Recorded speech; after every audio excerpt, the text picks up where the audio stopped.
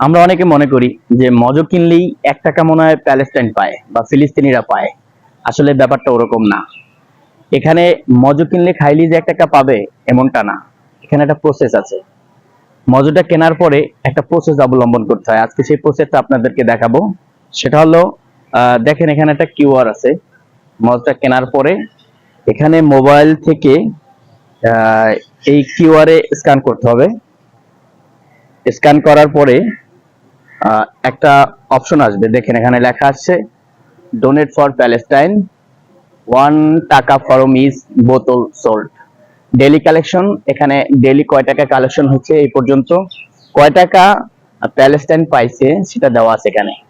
ঠিক আছে, আমরা এই প্রসেসে মজো খাওয়ার পরে এই প্রসেসে আমরা কিউআরটা স্ক্যান করে দেব, তাহলে 1 টাকা যুদ্ধ বিধ্বস্ত দেশ প্যালেস্টাইন পাবে।